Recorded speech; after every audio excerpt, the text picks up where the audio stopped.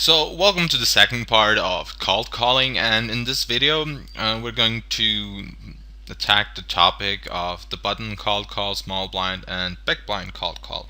Now we're going to start off with the button, and we just jump right away into the hand. So in this spot I'm actually showing you a hand that I personally misplayed, but the idea behind was pretty much very simple. So it's pretty much a fish. I mean, it's not like a huge fish, but still a fish, probably somewhere between a passive and a semi-fish.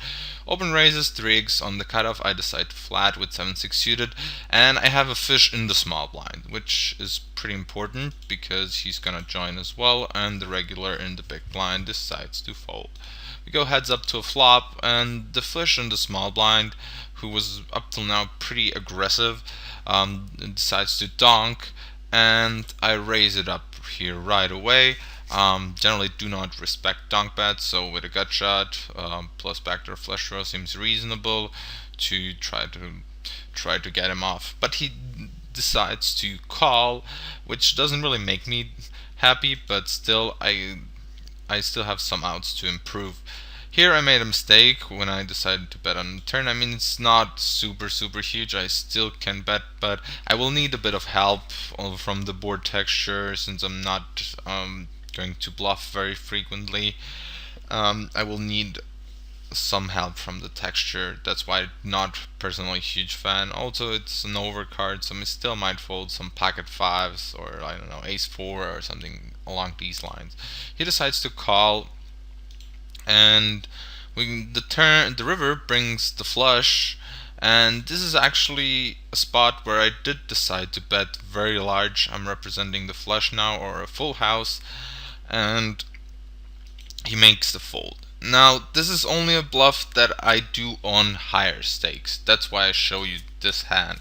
This is only a bluff that I generally pull out only on higher stakes because there the fishes are a little bit more money scared. So, for example, in this spot, he's not that likely here to call with a 9 and invest another almost 500 euros with a 9 when the flush completes, because fishes, as I said, are generally scared of flushes.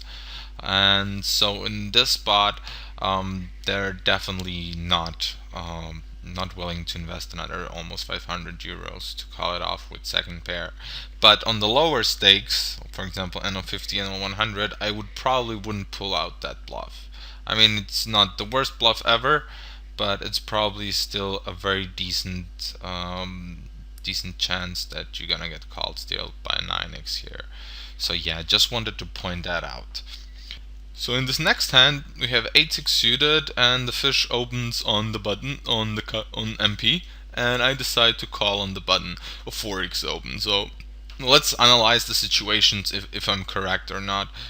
Two players behind me are semi-solid squeezers, but as I said, people freeze a bit when they see a kind of larger sizing, so can go both ways. What speaks in favor of cold calling here is our position and having being a bit deep stacked, like 150 big blinds, and on top of that, against is actually saying that he's kind of like seeing for now like to barrel, but also like not a huge sample. So it's a mixed feeling call. I'm not really too happy with my call because he's still 4xing it, and there's still some solid squeezers behind me. So as played, he decides to c-bet. I make a raise. Don't really like my sizing, to be honest. Here could have gone larger, but it's still enough to get it in within 3 streets that deep. Bet big on the turn. He calls, and with a pot size bet left, I just get it in and won a stack. But again, here the point is pre-flop that against 4x's you should still be a little bit more picky about their open raise size, and as you can see, you do want to play simply the spots, because if he's calling down with ace king, he's probably calling with ace queen and so on. So it's just worth playing these kind of pots against these kind of guys. So I put this hand up because I find it interesting, and I want you to show you and point out something that here the fish limps and another rag who generally is pretty aware of the situation in general likes to open the cutoff very loose, and he's ISO raising him here, and you could actually go ahead and 3-bet here, but I decide to call because again the small blind and big blind are not very huge squeezers, and on top of that it's very likely chance if I call have position, and this hand does fairly okay multi-way, and so I decided elected to call here. I mean, as I said, you could 3-bet, he still folds very decently to 3-bets, like around 60%. Kind of like from time to time wants as well to play back, so I have to be aware of that I'm 3-bet folding, and you don't really want to create a super huge dynamic, but I think a call here is very fine. I would probably rather 3-bet bluff here something like queen jack, but that's another discussion. My point is simply that you can realize here that there is no need to 3-bet bluff, that you can simply just call here 7-8 suited, 8-9 suited, especially if you have like the small blind, big blind are not very huge squeezers, and so there's still a chance you play a multi-way pot with a pretty decent hand for a multi-way hand, and the fish is still gonna come along and still play a pot. So post flop, I hit top 2 pair, I bet, the fish calls. Turn is not that awesome, but still I feel good, so I'm betting big. And on the river completes a flush, and I think here's generally a note worth how light is calling. I really didn't have that at that time, so I decided to make a pretty thin check back because I think I can only get called by Jack 8, Jack 10. I don't think he's always gonna call a 9x, so I decided to check back and actually was lucky that I did not ship it. So in the last hand for the button, we are again on the button, and a fish opens on the cutoff for 3.5x, so it's folded to us. So again, factors in consideration. Doesn't really see bet for now a lot. Speaks in favor of called calling. Stack size being deep speaks in favor of called calling, and small blind and big blind very tight players in terms of post pre-flop aggression. Spirit speaks again. So this is in general a very fine spot to just call here with 3-5 suited, especially since the stacks are deep, despite kind of like a larger open raise size. So we go 3-way to a flop. I hit the flush draw, I bet, hit the turn on the turn as well, add a backdoor open ender, which I decide to bet again, and on the river I get my flush, and I don't really think he has a king, so I bet kind of small, really hoping to see either a bluff or like or just, I don't know, a crying call by queens on some random king deuce, something along these lines, but he decides to fold. Anyway, that's it for the button. Let's move on to the small blind. So the small blind is in general a more complex position because there are multiple scenarios that can happen and you're frequently out of position. So the fact that we have the disadvantage, it's important to realize how big of an impact can have on our calling range. That's why I'm putting a little bit more examples for the small blind so you can get a better feeling. So in the first spot, a fish 3x's on the cutoff, and I have like a semi-fish behind me in the big blind. He is not deep stacked, he just has like 60 big blinds and he's barreling a lot but plays 80-30. I think for example, in this spot, I think I made a mistake. I think I should be folding here, despite unless there is like a huge fish in the big blind. Otherwise, I think with a very decent semi-fish, who's not really going to too many hands overplay here. I doubt, especially for 60 big blinds. For 100 big blinds, I'm probably even fine with the call, but for 60, it's not going to be very good, especially out of position. So I made a mistake pre-flop. And exactly in this spot, you're going to find yourself. He's barreling a lot. You decide to call, and he bets on the turn again. You decide to call, of course, half pot, you still could be possibly ahead. Fishes do always kind of a lot of random things. And on the river, I spike it, and he shoves, and I do make the call. Uh, but luckily, this time he just turned, I don't know what's this, fourth pair into a bluff. So yeah, but my point here is to show that as you, my point simply was here to show you how tough can it sometimes actually be right away when you decide to call against such a short stack. And it doesn't really matter that I had like second pair here. I wouldn't feel too much better if I had ace 10 or like jack 9 here, because in the river, when he overbets, I do not beat much. I mean, I got lucky in this spot and hit on the river, but still it doesn't really feel good. So in this next hand, I wanted to show you another point, and which is realizing when the fish opens the button and you have a fish in behind you. That's in general pretty important, because you should expand here your calling range. Unless you have a hand that you really want to 3-bet, like for example ace 10. But other than that, I think you should really think about joining more hands and play more pots, especially since the likelihood that the big blind is going to come along versus a min raise, a call of a min raise, and him getting, I don't know, 5 to 1 on a call, very very likely. And so you should always think how to get a fish into a pot as well. So that was my goal in this first place here, and I decided to lead out, which I think is okay. I have 2 overs in the flush draw, cannot be too bad. Get a call, hit the flush draw on the turn.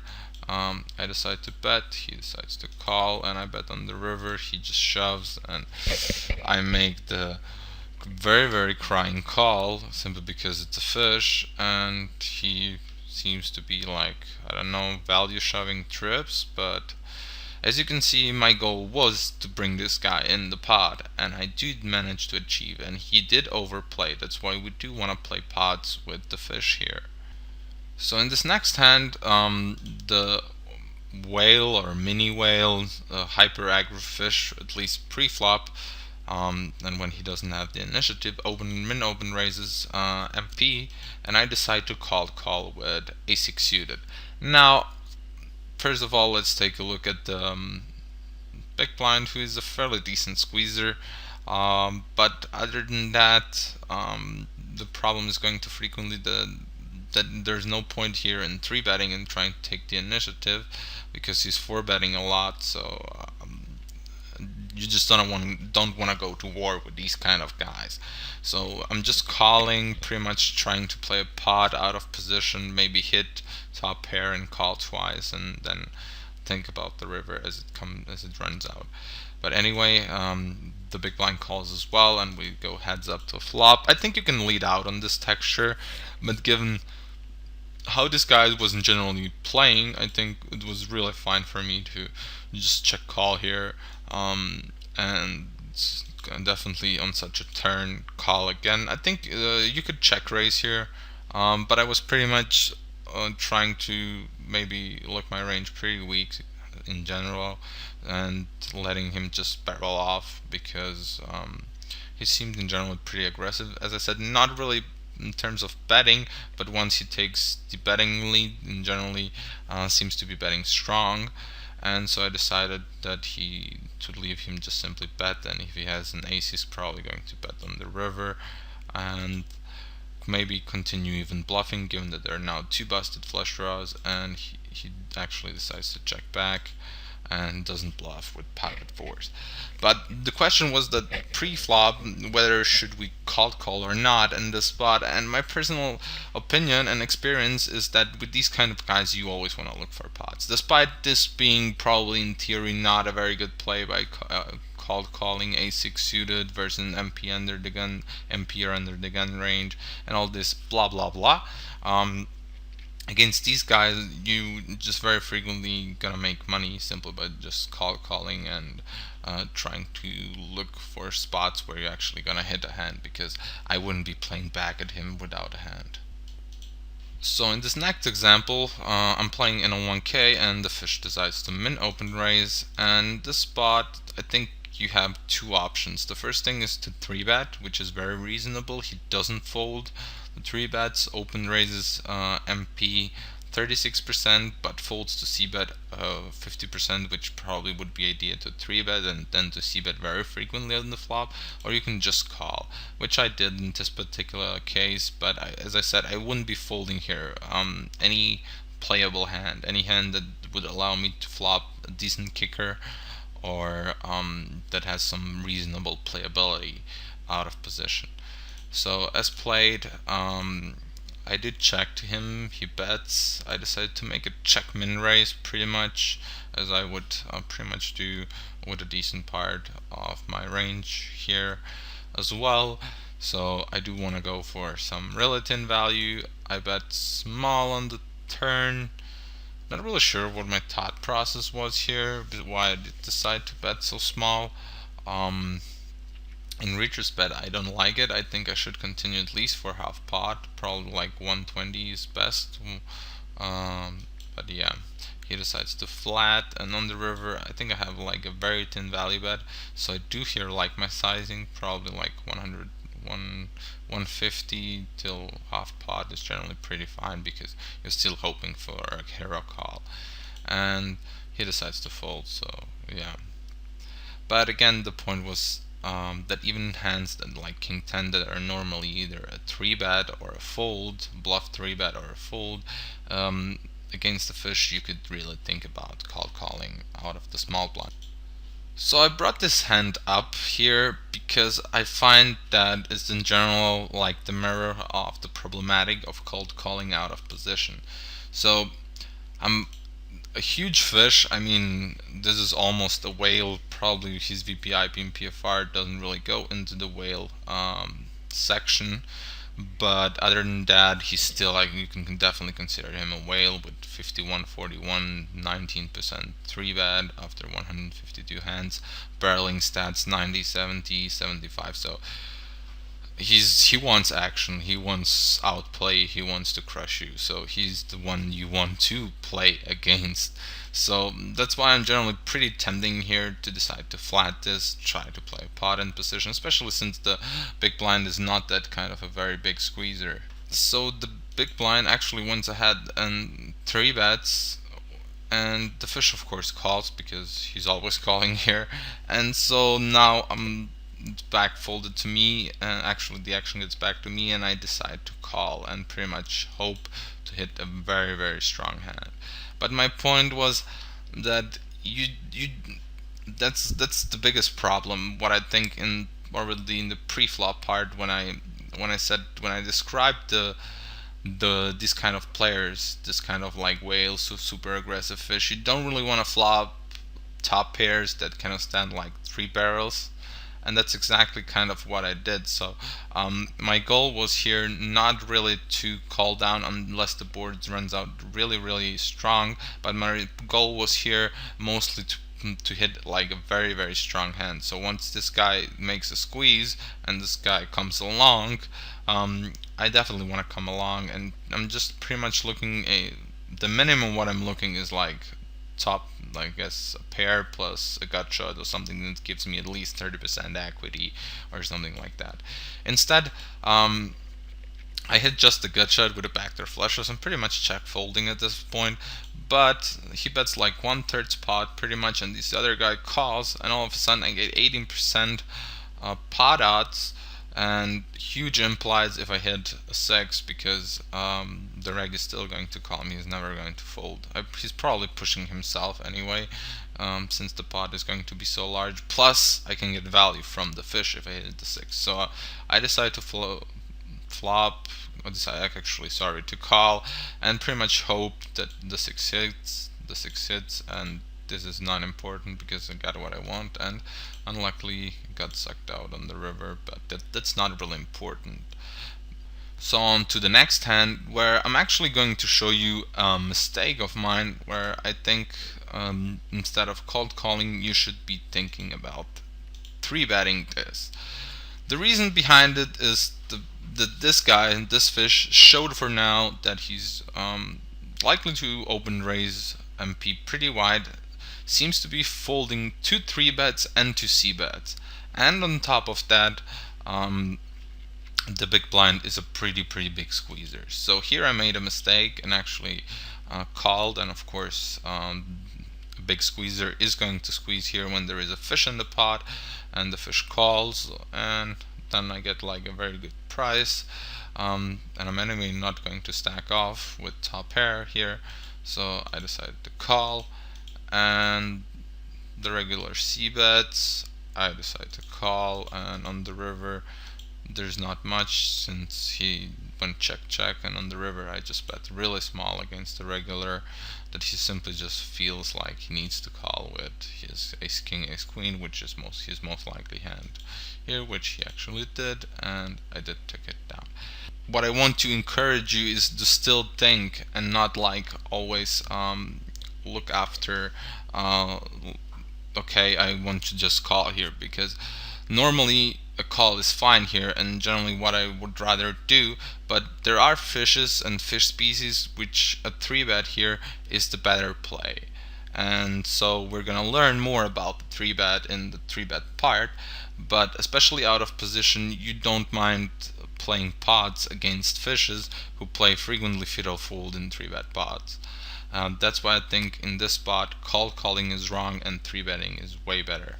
So in the big blind, when deciding whether to call or not, you can keep in mind two very important pros of actually calling. The first one, you get the best price possible in the game. I mean, nobody gets a better price than the big blind to come along.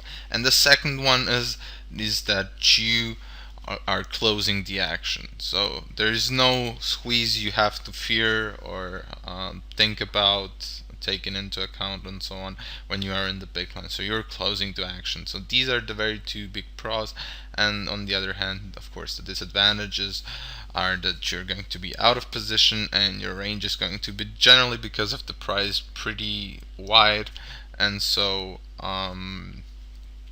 in generally it's going to be easier to barrel you off. But that's about it. Again, against the fish, who's kind of a non-thinking player, the last two things that I mentioned, that you have a weak range and it's easily to barrel you off, is not what he actually thinks about. So yeah, just to keep you aware as well when you're playing against the reg.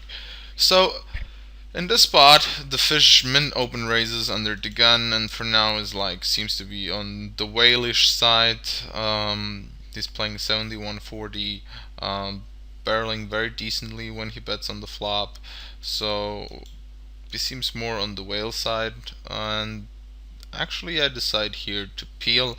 And despite my hand not being very good, I still get a price where I get 3.5 to 1, 22% pot odds, and against his very wide range is perfectly fine here to call. I mean, there are even hands that I probably here would even dominate. So it definitely never ever think about here folding jack 9 off. I would call even jack 7 off here, not even to talk about jack 9 off that can still hit two okayish top pairs from time to time. So yeah. Anyway, I make the call. Post flop, I decide to check the flop. In retrospect, giving this pretty low c-bet on the flop, I think I should have donked. Other than that, I think it's again a check on the turn. I don't see a point. Let him, if he has a hand, let him bluff. He bets. I decide to call and goes check on the river. As I said here, against the regular, this is a no-brainer. Pretty much fold pre-flop. Doubt that against the average NL100, NL1K in this spot player, you're gonna turn out a profit by defending jack 9 off. It's just not gonna be that good. But against the fish, you can the pros of defending here, as I said, the odds and him playing 7140 definitely goes in favor to you call, and generally that's why you are should be able to make here a profit with jack 9 off. So in this next spot, again, a fish opens that seem for now to be likes to barrel off post flop, but other than that, pre flop, he's pretty passive in terms of like 3-betting, and in general it doesn't open raise too much. But still I get a very good price on my hand, and here the other problem is the stack size. So the guy has here about 23 big blinds. So if you decide to call here, you will very frequently gonna have to stack off. That's simply just part of your call. At least you should be aiming. I mean, if you call and you hit like top pair, pair of eights or pair of jacks, top pair, I mean, you have to be aware that you're probably going to stack off either by calling down or check pushing, depending on the board texture. But keeping in mind that if you're deciding to call against the most small stack, you have to probably to go broke. Now I decided to peel here, and I just decided to bluff catch or like check ship some turns. No, I actually decided to go ahead with my read that he barrels a lot, and that's why I decided to call down. And on the river, he bets, and I do make the call, but what's more important is that he left some money behind. So generally, you should that use as a read. I mean, you're gonna learn about that more in the other parts of the course, but just pointing it out right away. And as I said, I should be calling down here, especially given his barreling tendencies for now. And on top of that, I said if I'm calling against 20 big blinds, I should think about going broke at some point with top pair, especially against a fish. So yeah.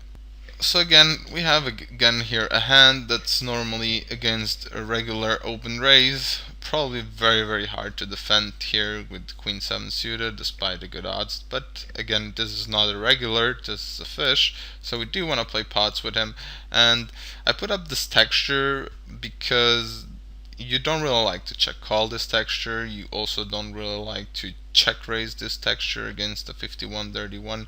In general, it seems to be pretty aggressive, so I'm rather gonna take the initiative and just lead out and hope he kind of folds. He actually did not, and I think on the turn after he called, I think I should have shut down and check folded, but I decided to bet, which I don't like in retrospect. But yeah, he decides to raise, and I'm getting out of the hand. Definitely not. And as you can see, he put out a pretty cheap bluff raise in case he did a bluff raise. If he did for value, well, yeah. But other than that, as I said, I do not like my turn bet. But my point was, again, pre-flop, this is the spot normally that against the regular you're never gonna be able to defend here unless it's like a super regular. But we're playing here NL 100, and I doubt against the average NL 400 player I'm able here to profitably defend Queen 7 suited against an MP open raise. But this is the fish, and so there are not math numbers that I can actually show you to prove you this. I can just show you more overall results. As you can see, I still made in my poker career, especially in the last year, a decent amount of money. And I'm telling you, this is because I do call here, and I do defend, and I do differentiate an open raise from a fish from an open raise from a rack, and I differentiate on a very different level. That I'm aware that this hand is still going for me to be profit despite the big cons that I have against it.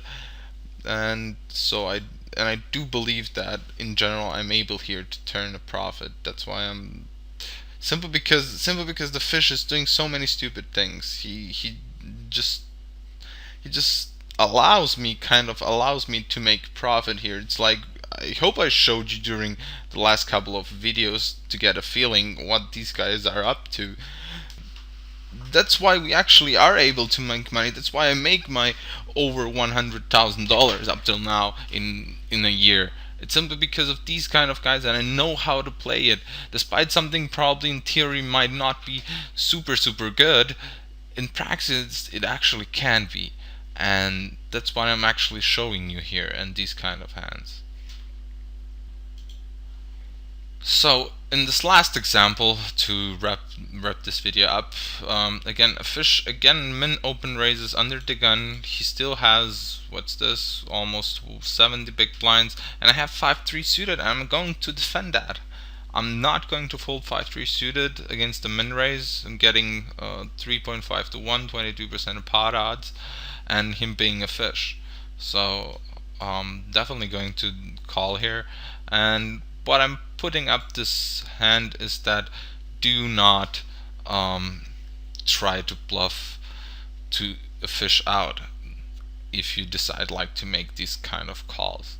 For example, in this spot he bets, I decide for a check raise since against the pot size bet I cannot really check call or gut shot, and under, so I can either check fold or check raise.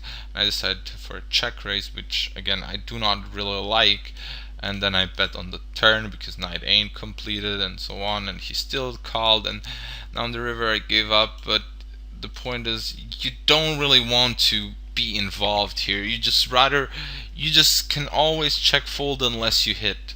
That's my point. That's why I'm showing you all these hands, is that you have to realize that your money is here made when he simply makes something random and you hit. It's not when you kind of like want him to outplay or whatsoever goes to our pain when we are not playing well on that days. We all have them.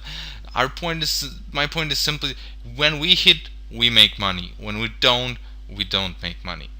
That's basically it. Especially when we don't have the initiative. When we have the initiative, we're gonna learn there are spots where we could potentially bluff the fish.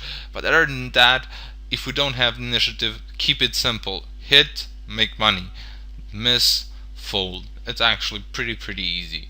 And if you keep it something simple, they're really going to bring you a very decent amount of money. So with these thoughts, thanks for watching. This was Hans the Great from bestpokercoaching.com. Good luck at the tables and see you in the next video. Bye bye.